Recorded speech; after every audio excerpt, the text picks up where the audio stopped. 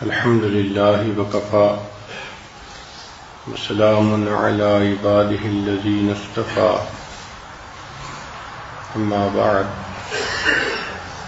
أعوذ بالله من الشيطان الرجيم بسم الله الرحمن الرحيم وإني لغفار لمن تاب وآمن وعمل صالحا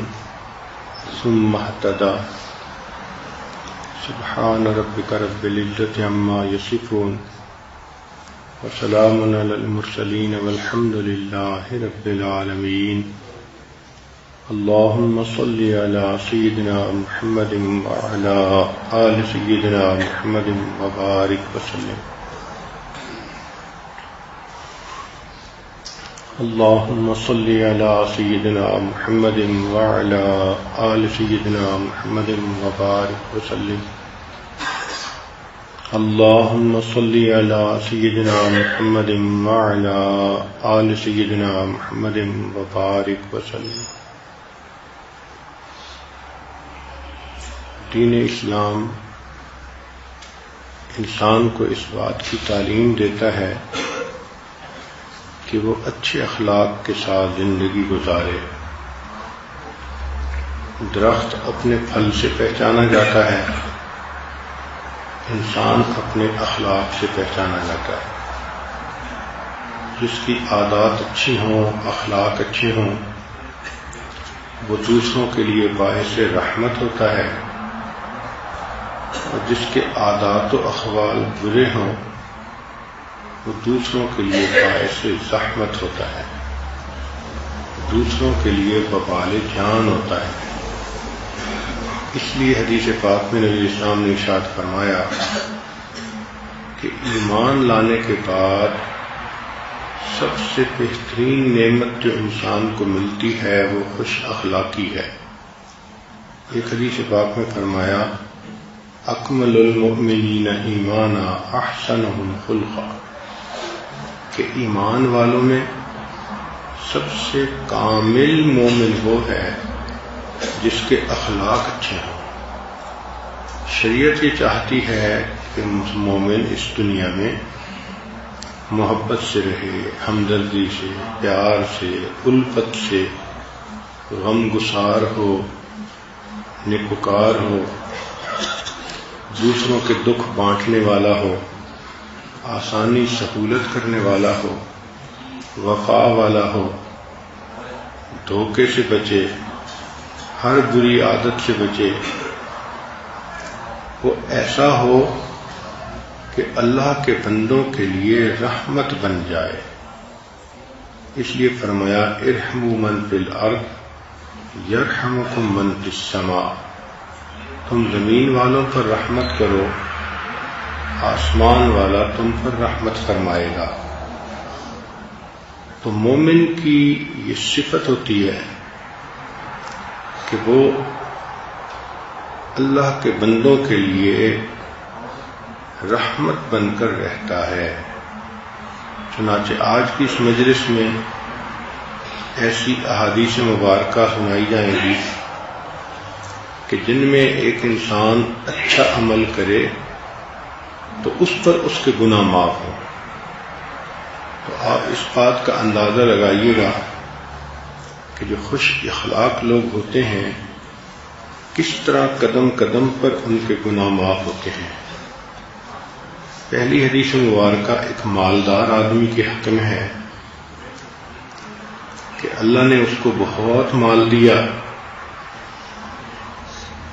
وہ مال دوسروں کو قرض کے طور پہ دیتا تھا، پھر اگر امیر آدمی ہوتا تو اس سے بھی واپس لینے میں نرمی برتتا تھا، اور اگر کوئی غریب ہوتا تو اس کو معاف کر دیتا تھا. اب اس حدیث مبارکہ میں ابن مسعود رضی اللہ عنہ روایت کرتے ہیں، یہ حاکم کی روایت ہے، اتی اللہ عز وجل لعبد من عبادہ آتاہ اللہ مالا. قیامت کے دن اللہ رب العزت کے حضور ایک مالدار آدمی پیش کیا جائے گا فقال له ماذا عملت فی الدنیا، اللہ تعالیٰ فرمائیں گے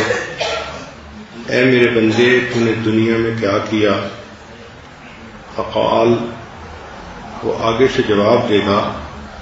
ما عملت من شیء یا ربی الا انک آتیتنی مالا فکنت ابایع الناس، اے اللہ آپ نے مجھے مال عطا کیا تھا اور میں وہ مال لوگوں کو دیا کرتا تھا. وکان من خلقی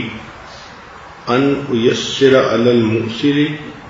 وانظر المعسر، اور میرے اخلاق میں سے یہ تھا، یہ میری عادت تھی کہ میں مالدار کو مہلت دے دیتا تھا اور غریب آدمی کا قرضہ معاف کر دیتا تھا. جب وہ یہ بات کرے گا تو قال اللہ رب العزت فرمائیں گے انا احق بذلک منک، کہ اس بات کا تو میں تم سے زیادہ حقدار ہوں. تجاوزوا عن عبدی، اے فرشتوں میرے بندے سے الگ ہو جاؤ، اس کو بغیر حساب جنت میں جانے دو.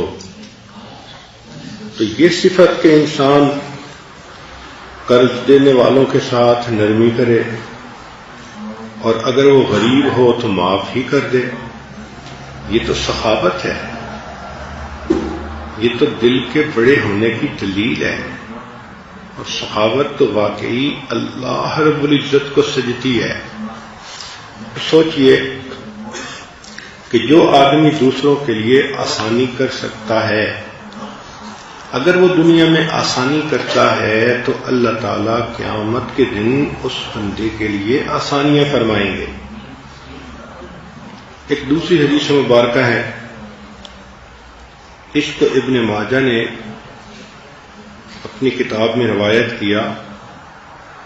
کہ ان یوم الاثنین والخمیس یغفر اللہ فیہما لکل مسلم، کہ سوموار اور جمعرات ان دو دنوں میں اللہ تعالی ہر مسلمان کی مغفرت فرما دیتا ہے،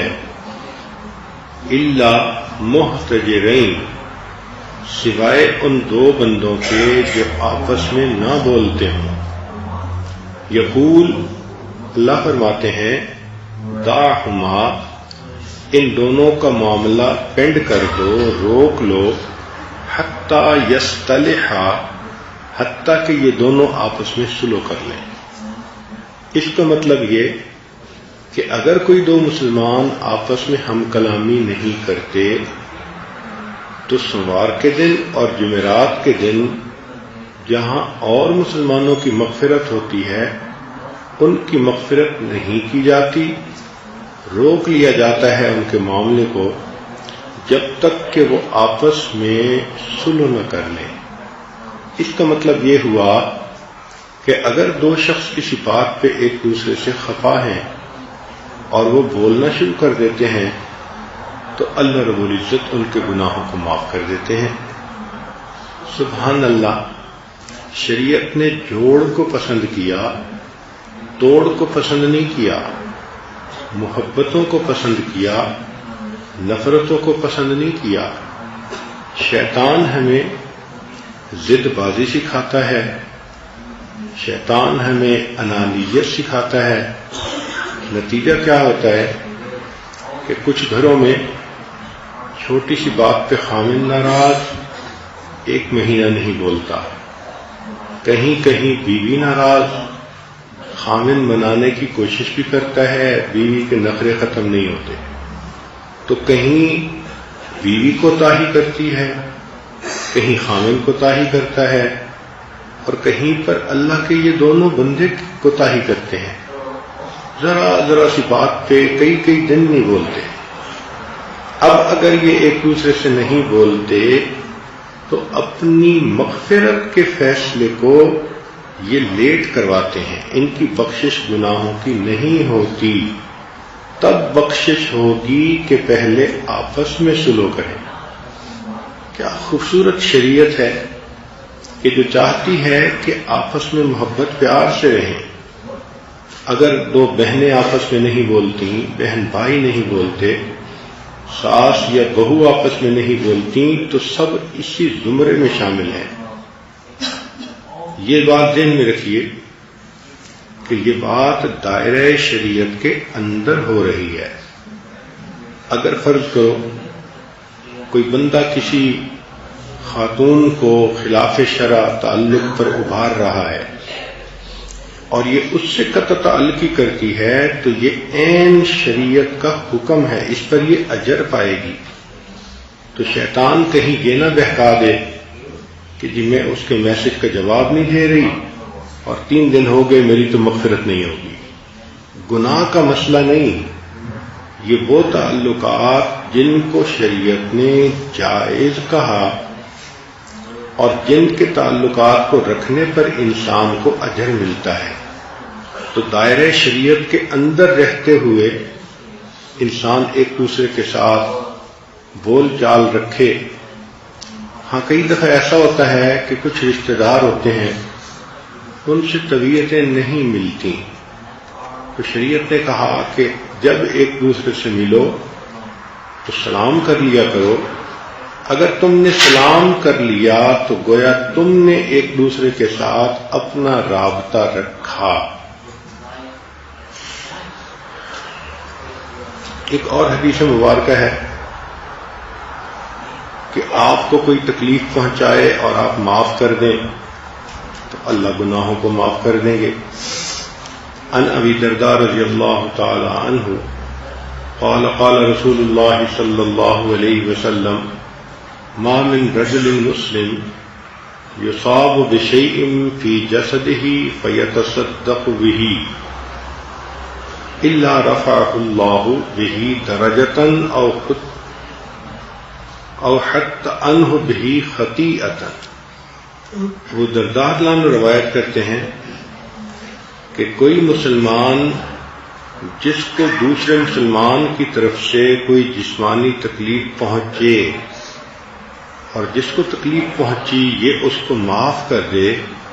تو معاف کرنے پر اللہ تعالیٰ اس کا درجہ بلند فرمائیں گے، خطاؤں کو معاف فرما دیں گے۔ ایک اور حدیث مبارکہ ہے، ابن عباس اللہ عنہ روایت کرتے ہیں، طبرانی شریف کی روایت ہے کہ ان رسول اللہ صلی اللہ علیہ وسلم قال کہ نبی علیہ الصلوۃ والسلام نے ارشاد فرمایا من قاد اعمى، جو بندہ کسی نابینا شخص کی انگلی پکڑ کر لے کر چلے حتی یبلغ مأمنہ، حتیٰ کہ اس اندھے شخص کو گھر تک پہنچا دے، غفرت لہ 40 کبیرۃ، اس کے 40 کبیرہ گناہ معاف ہوتے ہیں، وَأَرْبَعُ كَبَائِرَ تُوجِبُ النَّارَ، جبکہ 4 کبیرہ گناہ بھی بندے کو جہنم میں لے کر جاتے ہیں۔ تو وہ کبیرہ گناہ جو 4 بھی ہوتے تو جہنم میں جانے کا سبب بنتے، ایسے 40 کبیرہ گناہوں کو اللہ تعالی معاف فرما دیتے۔ اب سوچئے، کسی اندھے کو سڑک پار کروا دینا، گھر تک پہنچا دینا، اس کی ہیلپ کر دینا، یہی تو انسانیت ہے، اور یہی تو اللہ تعالیٰ چاہتے ہیں کہ اسی کا نام مسلمانیت بھی ہے کہ ہم دوسروں کے دکھ سکھ کو بانٹیں اور ان کے ساتھ اچھے سلوک کی زندگی گزاریں۔ نبی علیہ الصلوۃ والسلام نے ارشاد فرمایا الخلق الحسن یذیب الخطایا کما یذیب الماء الجلید، کہ خوش خلقی، خوش اخلاقی گناہوں کو اس طرح پگھلا دیتی ہے جس طرح پانی برف کو پگھلا دیتا ہے۔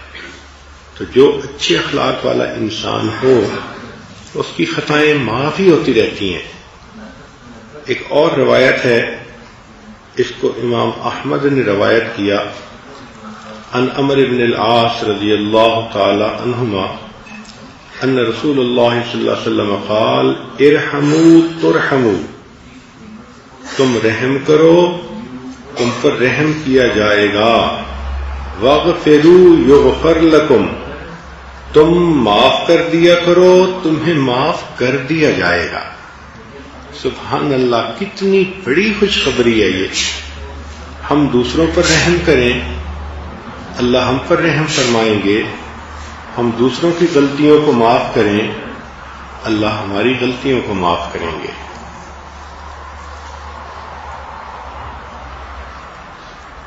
اور ایک اور صحابی ابو داؤد رضی اللہ عنہ جو نابینا تھے، وہ نبی علیہ الصلوۃ والسلام سے روایت کرتے ہیں کہ نبی علیہ السلام نے ارشاد فرمایا، ان المسلمین اذا التقیا، کہ دو مسلمان آپس میں جب ملتے ہیں، وتصافحا، اور مصافحہ کرتے ہیں، وضحک کل منہما فی وجہ صاحبہ،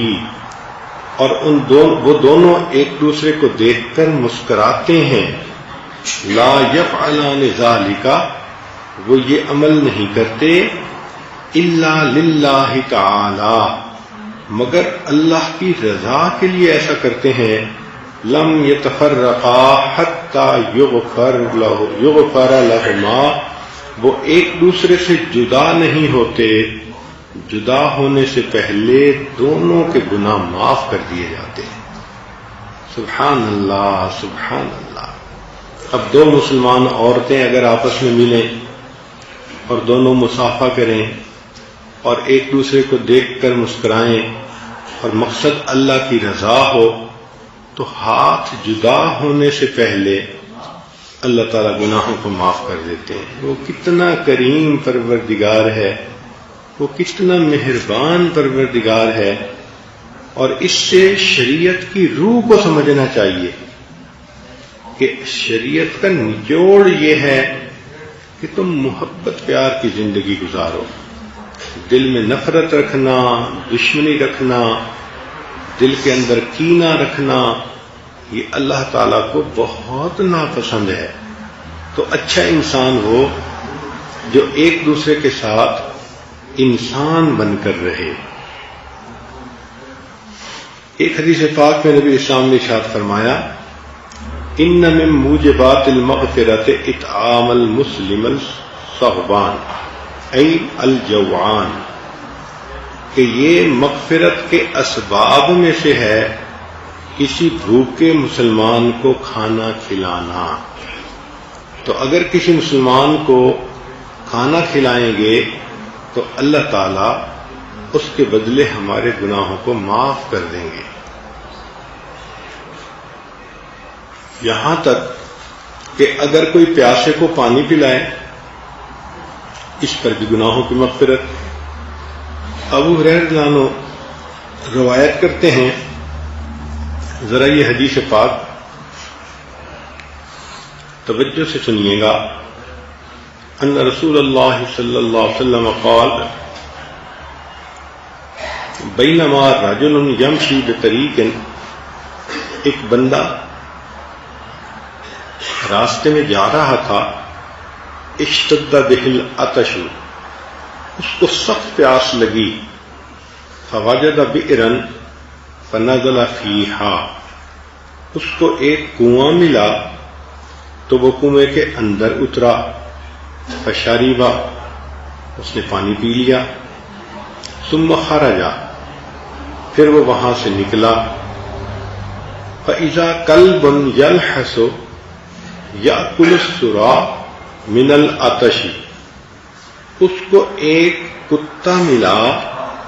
کہ پیاس کی شدت کی وجہ سے جس کی زبان نکلی ہوئی تھی، اتنا پیاسا تھا وہ کتا، پانی مل نہیں رہا تھا۔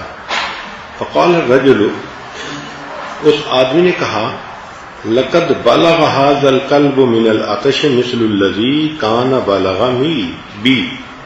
کہ اس کتے کو بھی ایسے ہی پیاس لگی ہے جیسے کہ مجھے پیاس لگی تھی۔ فنزل البئر، وہ دوبارہ کنویں میں داخل ہوا، فملأ خفہ، اس نے اپنے جوتے کو پانی سے بھر دیا، برتن تھا نہیں تو جو جوتا پہنا ہوا تھا اسی کے اندر اس نے پانی بھر لیا، ثم امسكها بفيه فسقى القلب، پھر وہ اس کو لے کر باہر اترا، نکلا اور اس نے کتے کو پانی پلایا. فشکر اللہ لہ، جب پانی پی کر کتے نے خوشی کی آواز نکالی، فغفر لہ، اللہ نے اس بندے کے گناہوں کو معاف کر دیا. قالوا یا رسول اللہ صلی اللہ علیہ وسلم، صحابہ نے پوچھا اے اللہ کے حبیب صلی اللہ علیہ وسلم، وَإِنَّ لَنَا فِي الْبَهَائِمِ أَجْرًا، کیا جانوروں سے اچھائی کرنے پر بھی ہمیں ثواب ملے گا؟ فقال صلی اللہ علیہ وسلم، نبی علیہ السلام نے فرمایا فی کل کبد رطبۃ اجر، کہ ہر جگر رکھنے والے زندہ کو ساتھ اچھا سلوک کرو گے تو اللہ تعالیٰ تمہیں اجر عطا فرمائے گا.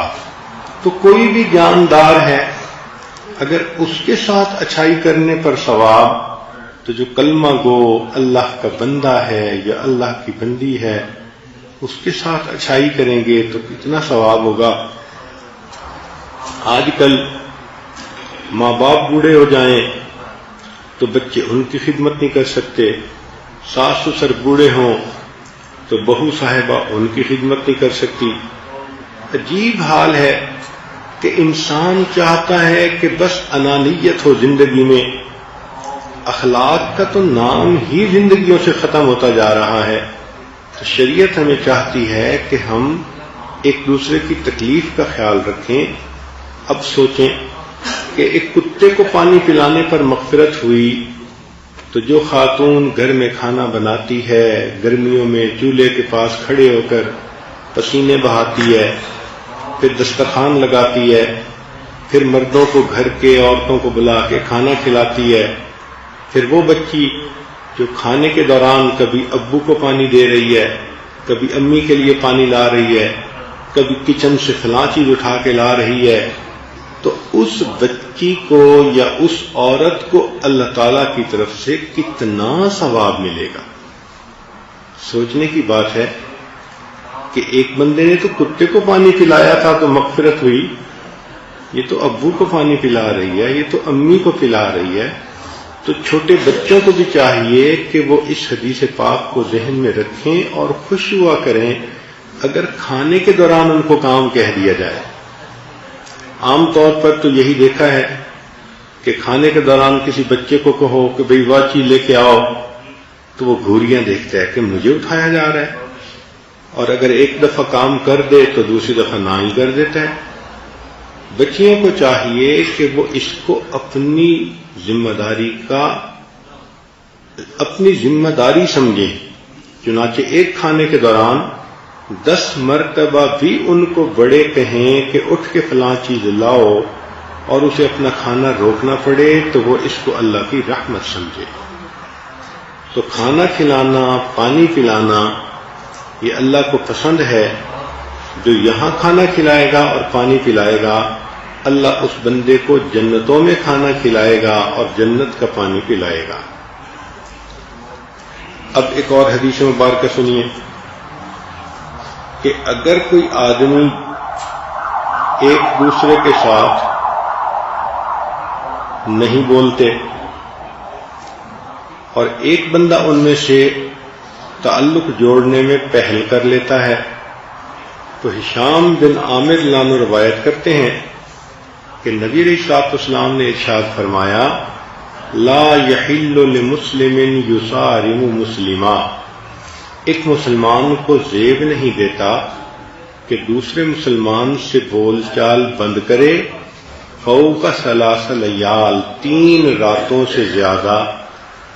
اگر 3 دن رات سے زیادہ وہ ایک دوسرے سے نہ بولے، فإنہما صارما فوق 3 لیال فإنہما ناقضان عن الحق ما داما علی صرامہما، تو وہ دونوں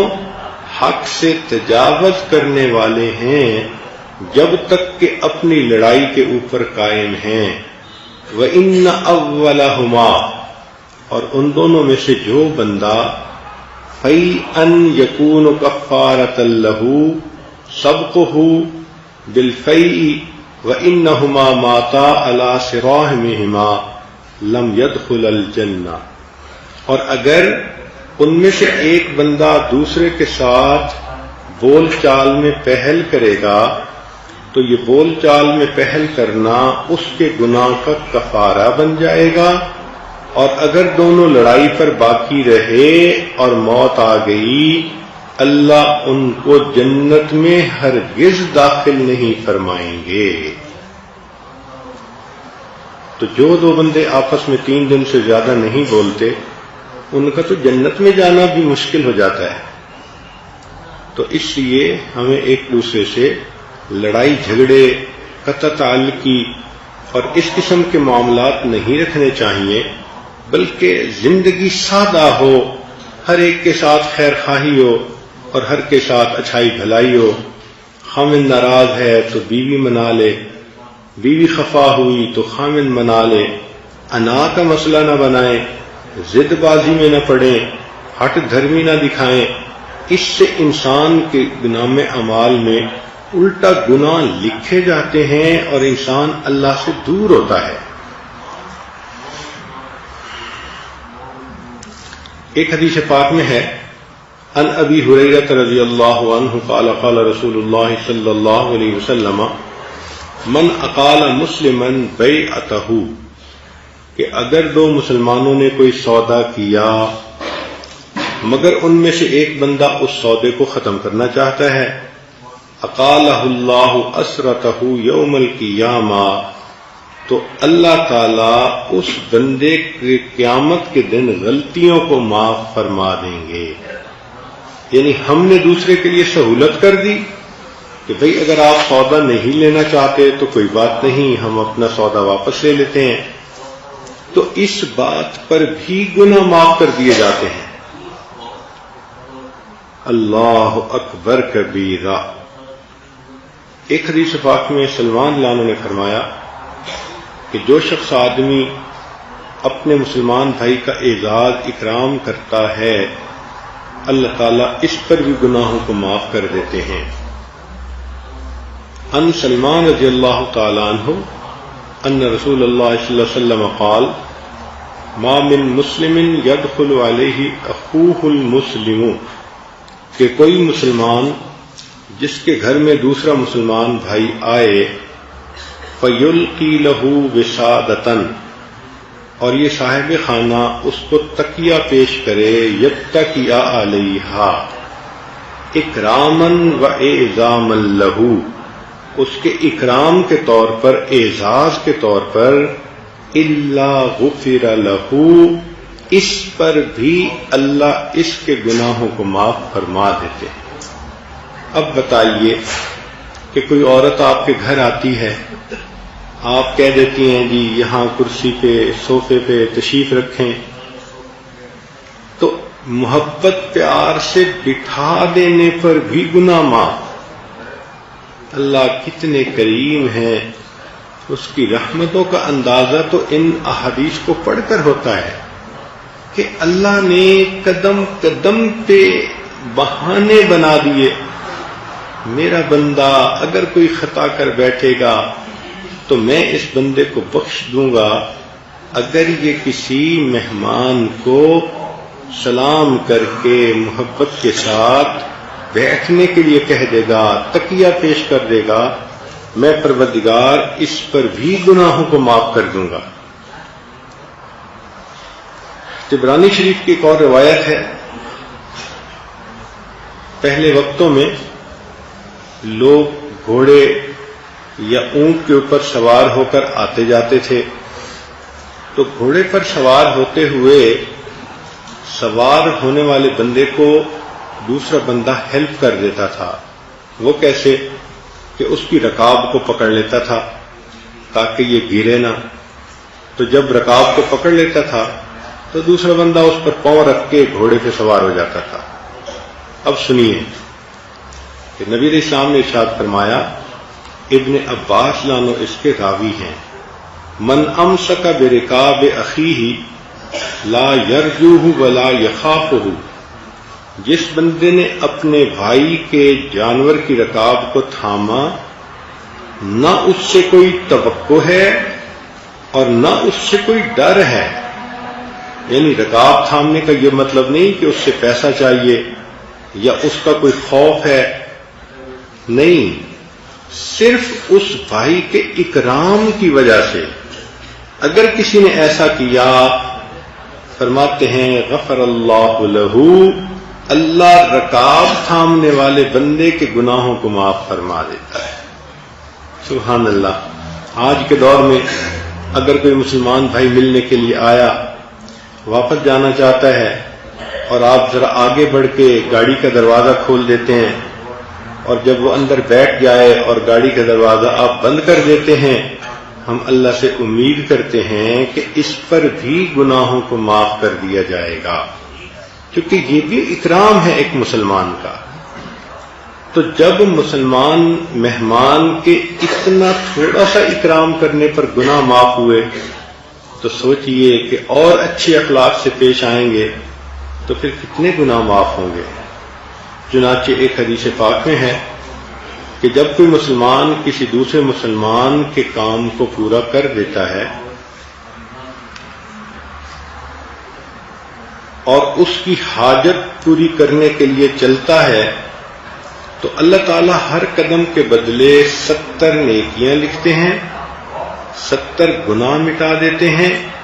یہاں تک کہ وہ اپنے مقام پر لوٹ کر واپس آ جائے.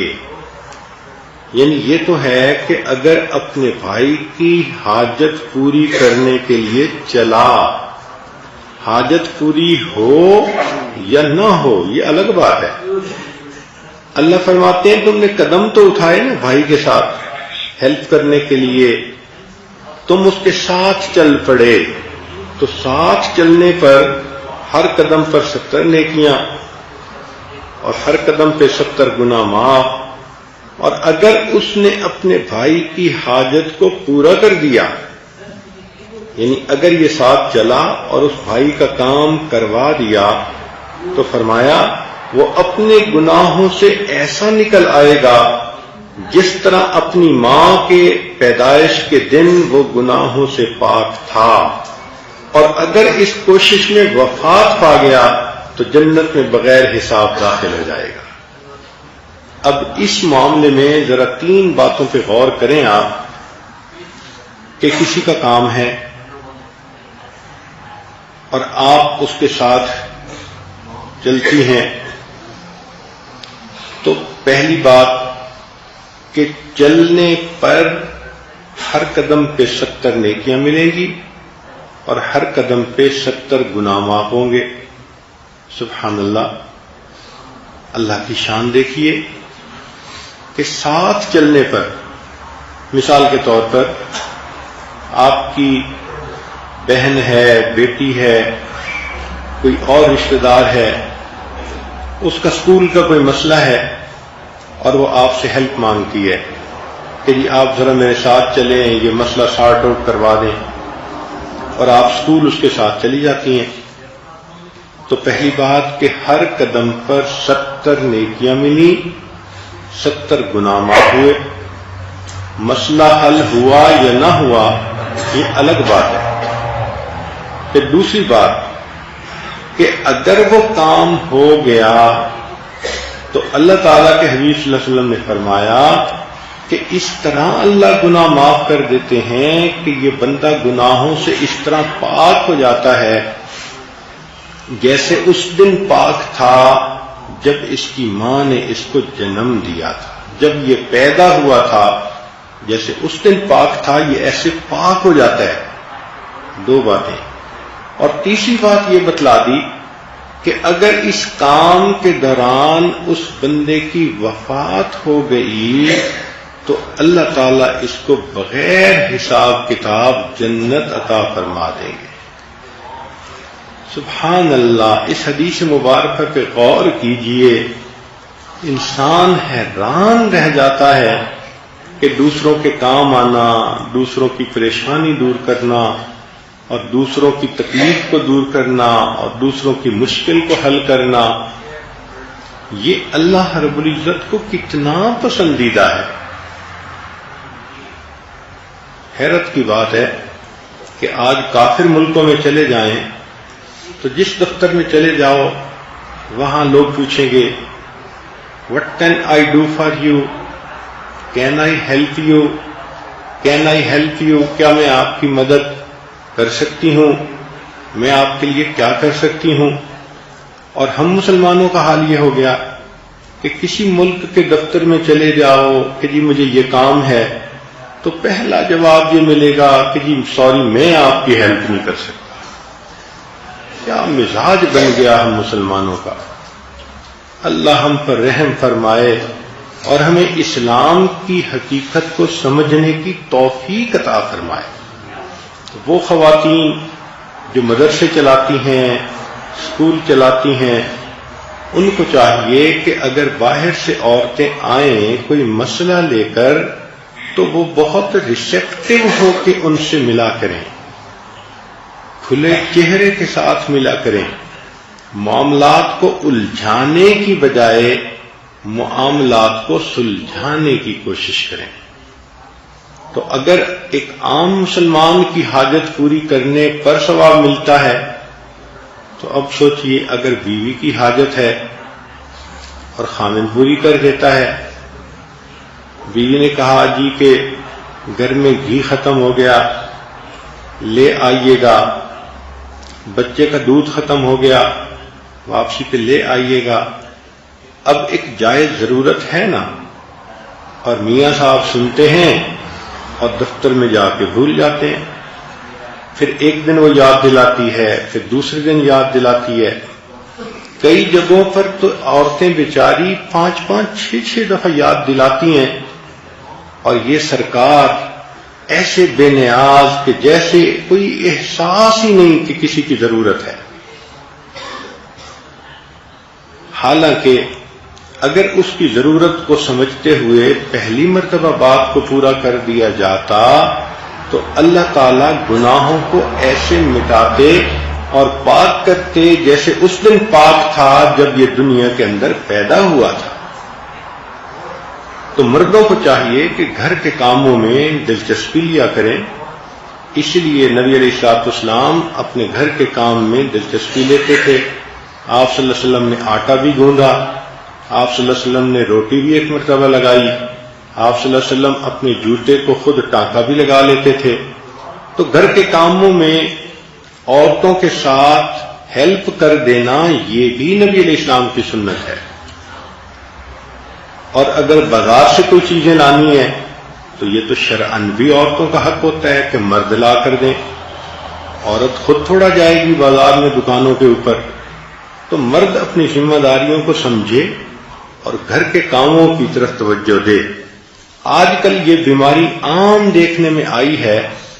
کہ جن کو اللہ کچھ مال دے بھی دیتا ہے تو وہ ایسے بے نیاز ہو جاتے ہیں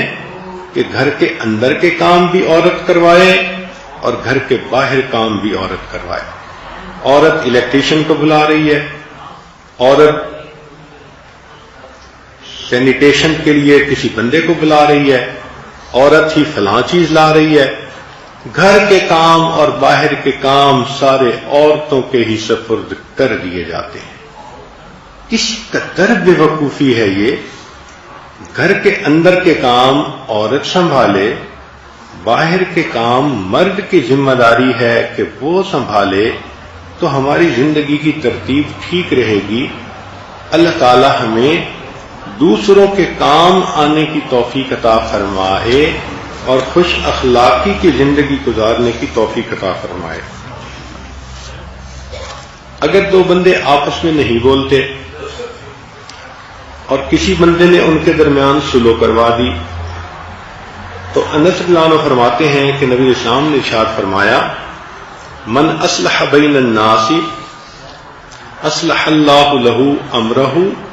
وآتاہ بکل کلمۃ تکلم بها اتق رقبۃ ورجع مغفورا لہ ما تقدم من ذنبہ. اگر دو آدمی آپس میں نہیں بولتے تو جو بندہ ان کے درمیان صلح کروائے گا اللہ تعالیٰ اس کے معاملے کو درست فرما دیں گے اور سلو کروانے کے درمیان اس نے جو کلمہ بولا، جو فکرہ بولا، لفظ بولا، تو ہر کلمے کے بدلے ایک ایک غلام آزاد کرنے کا ثواب عطا فرمائیں گے، اور وہ مصالحت کروانے کے بعد اس طرح لوٹے گا کہ اس کے اوپر تمام گناہوں کی مغفرت ہو چکی ہوگی۔ اب اگر دو بندوں کے درمیان صلح کروانے والا اس طرح لوٹتا ہے کہ سب گناہ معاف ہو جاتے ہیں، اور جو باتیں اس نے دونوں کو سمجھانے کے لیے کی تو ایک ایک غلام آزاد کرنے کا ثواب ملتا ہے ہر فکرے پر، سبحان اللہ۔ نفل تو پھر ایسے کام کے درجے کو پہنچ ہی نہیں سکتے، یہ نفلی تسبیحات اور عبادتیں بہت پیچھے رہ جاتی ہیں۔ اللہ رب العزت کو معاشرت کی یہ باتیں، جس کو حسن معاشرت کہتے ہیں، یہ بہت پسند ہے۔ تو اللہ تعالیٰ توفیق دے۔ آج تو ساس صاحبہ دیکھتی ہے کہ بیٹا میرا بیوی سے ناراض ہے تو نہیں کوشش کرتی کہ بیٹا خوش ہو جائے، اپنے گھر میں دو بچوں کے درمیان صلح کروانے کے لیے کوئی کوشش نہیں کرتا، بچوں کو ان کے حال پہ چھوڑ دیا جاتا ہے۔ دو بچے آپس میں نہیں بولتے، ماں باپ پرواہ نہیں کرتے،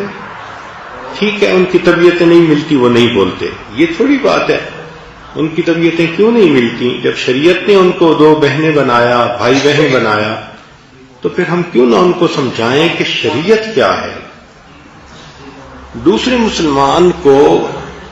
کوئی تکلیف پہنچتی ہو تو ہمیں ہر ممکن کوشش کرنی چاہیے کہ اس کی تکلیف ختم ہو جائے۔ ابو ہریرہ رضی اللہ عنہ فرماتے ہیں ان رسول اللہ صلی اللہ علیہ وسلم قال غفر لرجل اخذ حسن شوق من طریق الناس غفر له ما تقدم منه وما تأخر۔ ابو ہریرہ رضی اللہ عنہ فرماتے ہیں کہ نبی علیہ الصلوۃ والسلام نے ارشاد فرمایا کہ جو بندہ راستے میں چل رہا ہے اور اس نے ایک کانٹے دار ٹہنی راستے میں پڑی ہوئی دیکھی اور اس کو اٹھا کر اس نے راستے کے ایک طرف رکھ دیا کہ کسی کو اس سے تکلیف نہ پہنچے، تو اس پر اس بندے کے گزشتہ اور آئندہ گناہوں کی بھی مغفرت کر دی جائے گی۔ سبحان اللہ۔ بہت ساری احادیث میں آپ نے گزشتہ گناہوں کی مغفرت کی باتیں پڑھی ہوں گی۔ یہ ایک ایسا کام ہے کہ دوسرے کو تکلیف سے بچانا، کہ اس میں حدیث پاک کے الفاظ یہ ہیں غفر لہ ما تقدم منہ وما تأخر، جو پچھلے گناہ تھے وہ بھی معاف،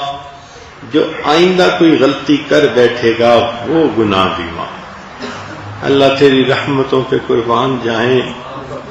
واقعی آپ نے تو بخشش کے لیے کوئی حد ہی نہیں چھوڑی۔ اپنے حبیب صلی اللہ علیہ وسلم کی امت کے لیے آپ نے ایسا معاملہ کیا ہے کہ جیسے کوئی میک شور کرتا ہے کہ میرے محبوب کا کوئی بھی امتی جہنم کی طرف نہ جائے، ہر بندہ جنت میں جانے والا ہو، مگر ہم معاملے کو سمجھتے نہیں، ہمارے اندر ضد آتی ہے، شیطانیت آتی ہے، حیوانیت آتی ہے، شہوتیں ہمارے اوپر سوار ہوتی ہیں، ہم اپنے کاموں کو الجھا لیتے ہیں، معاملات کو پراگندہ کر لیتے ہیں، اور ہم کوشش کر کے اپنے لیے جہنم کی راہ ہموار کر لیتے ہیں۔ اگر اللہ تعالی ہمیں سمجھ عطا فرمائے اور ہم شریعت کی ہر بات کے اوپر عمل کرنے والے بن جائیں تو جنت کی طرف تو ایک مین روڈ جا رہی ہے، مومن چلتا ہوا سیدھا جنت کی طرف جاتا ہے۔ ایک حدیث پاک میں نبی علیہ السلام نے ارشاد فرمایا، اس کو حانی بن یزید رضی اللہ عنہ نے روایت کیا، فرماتے ہیں قال رسول اللہ صلی اللہ علیہ وسلم ان من موجبات المغفرۃ بذل السلام وحسن الکلام،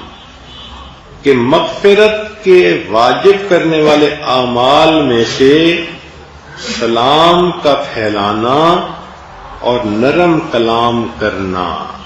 اب سوچئے کہ جس بندے کی عادت ہو کہ وہ دوسروں کو سلام کرتا ہو، اور جس کی عادت ہو کہ وہ اچھے انداز سے بات کرے، نرم گفتگو کرے، پیار سے بات کرے، میٹھی بات کرے، تو سلام کرنے پر اور اچھا کلام کرنے پر اس بندے کے گناہوں کی مغفرت ہو جاتی ہے۔ اور ہم اللہ سے کیا مانگتے ہیں، کیا چاہتے ہیں اللہ رب العزت سے؟ سبحان اللہ، سبحان اللہ، کہ جو بندہ دوسروں کو سلام کرنے میں پہل کر لے، اور جو بندہ بات کرتے ہوئے پیار محبت سے بات کر لے، تو ان عملوں پر بھی اللہ فرماتے ہیں گناہوں کو معاف کر دیا جاتا ہے۔ اللہ اکبر کبیرہ۔ ایک آخری حدیث مبارکہ آج کی مجلس میں، اس کو طبرانی نے روایت کیا، سلمان رضی اللہ عنہ اس کے راوی ہیں۔ اللہ تعالیٰ فرماتے ہیں قال اللہ تعالیٰ یا ابن آدم ثلاثۃ واحدۃ لی وواحدۃ لک وواحدۃ بینی وبینک، کہ تین کام ہیں، ایک میرے لیے، ایک تیرے لیے، اور ایک تیرے اور میرے درمیان مشترک۔ تین باتیں ہیں اے اولاد آدم، تین باتیں ہیں، ایک خاص میرے لیے، ایک خاص تیرے لیے، اور تیرے اور میرے درمیان مشترک۔ پہلی بات فَأَمَّا الَّتِي لی، وہ بات جو خاص میرے لیے ہے، فَأَن تَعْبُدَنِي لَا تُشْرِكْ بِي شَيْئًا، کہ تو میری عبادت اس طرح کر کہ کسی کو میرے ساتھ شریک نہ ٹھہرانا، یہ خاص گویا میرے لیے ہے۔ وَأَمَّا الَّتِي لَكَ، اور جو بات خاص تیرے لیے ہے، فَمَا عَمِلْتَ مِنْ عَمَلٍ جَزَيْتُكَ بِهِ، کہ تو جو بھی عمل کرے گا میں تجھے اس کا بدلہ دوں گا۔ فَإِنْ أَغْفِرْ فَأَنَا الْغَفُورُ الرَّحِيمُ، اگر میں تیرے گناہوں کو معاف کر دوں تو میں بڑا غفور اور رحیم ہوں۔ وَأَمَّا الَّتِي بَيْنِي وَبَيْنَكَ، اور جو میرے اور تیرے درمیان مشترک ہے، سبحان اللہ، وہ بھی ذرا غور سے سنیں کہ جو بات میرے اور تیرے درمیان مشترک ہے، فَعَلَيْكَ الدُّعَاءُ وَالْمَسْأَلَةُ، تیرے ذمہ ہے دعا کرنا اور مجھ سے مانگنا، وَعَلَيَّ الْإِجَابَةُ وَالْعَطَاءُ، اور میرے ذمہ ہے دعا کو قبول کرنا اور تجھے عطا کر دینا۔ سبحان اللہ، اللہ آپ کتنے کریم ہیں کہ آپ فرماتے ہیں کہ ایک کام میرے لیے خاص کہ تو شرک نہ کرنا، ایک کام تیرے لیے خاص کہ جو عمل کرے گا بدلہ دوں گا، نیکی کا بدلہ اچھا دوں گا، برائی کرے گا تو میں غفور الرحیم ہوں، چاہوں گا تو تمہیں معاف کر دوں گا۔ اور ایک تیرے اور میرے درمیان اکٹھی بات ہے، تو جب بھی دعا کرے گا اور جب بھی مانگے گا، میرے پروردگار کے اوپر یہ لازم ہے کہ میں دعا کو قبول بھی کروں گا اور تجھے عطا بھی کروں گا۔ اللہ تعالی ہماری دعاؤں کو قبول فرمائے اور ہمیں اپنے مقبول بندوں اور بندیوں میں شامل فرمائے۔ وآخر دعوانا ان الحمد للہ رب العالمین۔ دعا سے پہلے ایک اعلان سن لیجئے، کل 29 رمضان ہے، تو ایک بات کہ جامعہ زینب کا جو سالانہ جلسہ ہے وہ کل شروع ہوگا۔ کچھ بچیاں نعت پڑھیں گی، تلاوت کریں گی، تقاریر کریں گی، اور پھر اعلان کیا جائے گا ان بچیوں کے بارے میں جو انہوں نے پوزیشن لی، فرسٹ سیکنڈ آئیں۔ اور یہ جلسہ عورتوں کا صبح 8:30 شروع ہو جائے گا، تو 8:30 بجے خواتین آ جائیں اور اپنی بچیوں کو بھی لے کے آئیں، تاکہ بچے بھی یہ اعمال دیکھتے ہیں تو ان کے دل میں نیکی کا شوق بڑھتا ہے۔ اور 11 بجے انشاءاللہ پھر بیان ہوگا، اور کل کا بیان انشاءاللہ حیا اور پاک دامنی کی اہمیت پر ہوگا، اور اس کے بعد خواتین کی طرف سے مسلسل پیغام آ رہا ہے کہ ہمیں بیت کے کلمات پڑھائیں، توبہ کے کلمات پڑھائیں، تو کل کی مجلس میں بیت توبہ کے کلمات بھی پڑھائے جائیں گے۔ اور پھر چونکہ عورتوں کی یہ آخری مجلس ہوگی ایک انداز سے، تو کل کی مجلس میں انشاءاللہ اسماء الحسنی سے عورتوں کی اس دعا کا اختتام ہوگا۔ اللہ تعالی ہمیں اس رمضان المبارک میں اپنے بخشش کیے ہوئے گنہگار بندوں میں شامل فرمائے۔ اب تھوڑی دیر کے لیے مراقبہ کر لیجئے، آنکھوں کو بند کر لیجئے، سر کو جھکا لیجئے، دنیا اور جو کچھ دنیا میں ہے اس سے ہٹ کٹ کے اللہ رب العزت کی یاد میں ڈوب جائے۔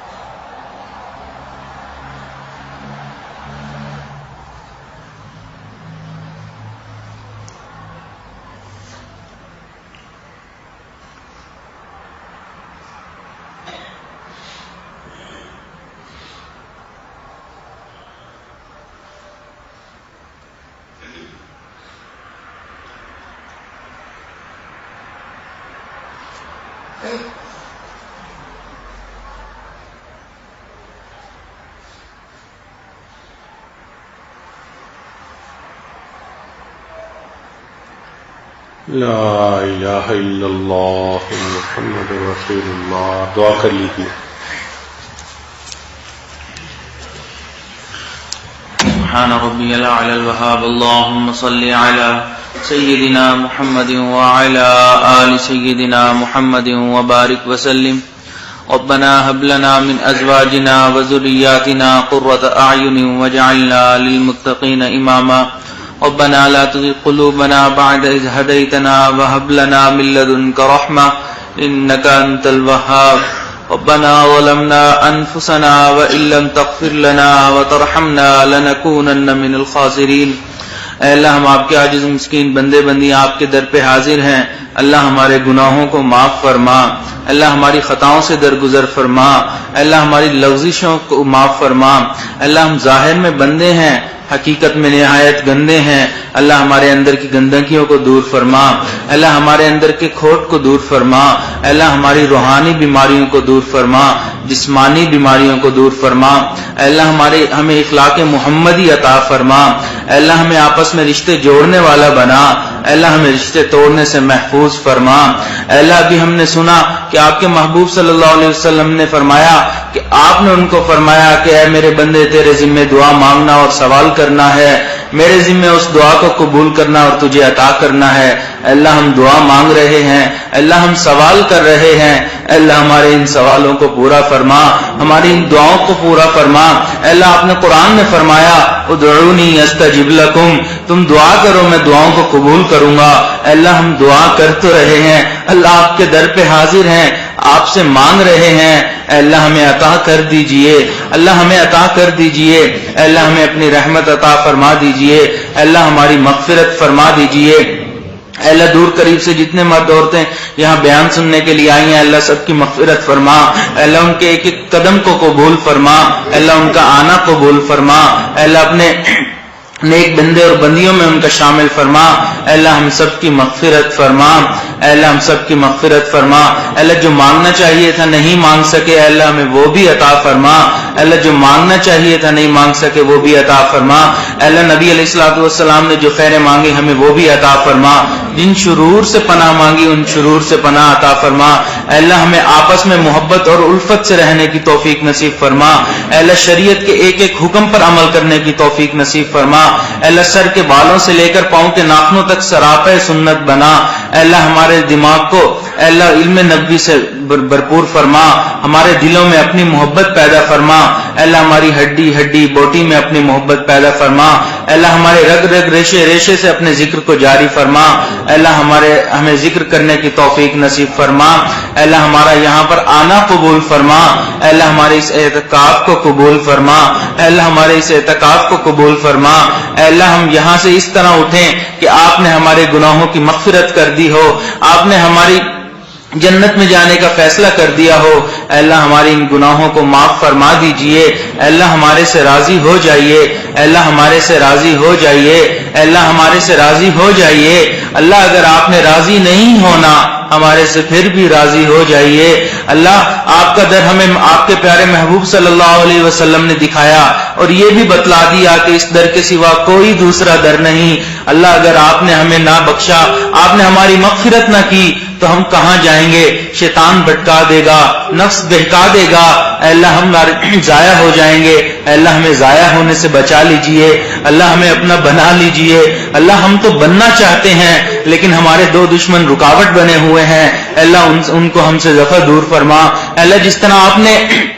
آسمان کو زمین پر گرنے سے روکے رکھا ہے، شیطان کو ہم پر مسلط ہونے سے روک دیجئے، اے اللہ ہمارے لیے اس سے بچنا بہت مشکل ہے لیکن آپ کے لیے تو بچا لینا آسان ہے، اللہ ہمیں بچا لیجئے، اے اللہ ہمیں جہنم میں جانے سے بچا لیجئے، اے اللہ ہمیں دنیا کی دھوپ نہیں برداشت ہوتی، اے اللہ آخرت کی دھوپ کیسے برداشت ہوگی، اللہ دنیا میں آپ کے قریب جانے سے وہ ڈر لگتا ہے، اس کی حدت برداشت نہیں ہو سکتی، اے اللہ جہنم کی آگ کو کیسے برداشت کریں گے، اے اللہ ہمیں جہنم سے بری فرما، اے اللہ ہمارے جنتیوں میں داخلہ فرما، اے اللہ قیامت والے دن ہماری بخشش کیے ہوئے گناہ گاروں میں شامل فرما، اے اللہ جو بیمار ہیں ان کو شفا عطا فرما، جو صاحب اولاد ہیں ان کی اولادوں کو نیکوکار بنا، فرما بردار بنا، ماں باپ کی آنکھوں کی ٹھنڈک بنا، اے اللہ جن لوگوں نے دعاؤں کے لیے کہا، خط لکھے یا فون کیے، اے اللہ ان کو ان دعاؤں میں حصہ عطا فرما، اے اللہ حاضرین محفل مرد ہوں یا عورتیں جن جن کی جو دلی تمنائیں ہیں اللہ ان کو پورا فرما، اے اللہ ان کو پورا فرما،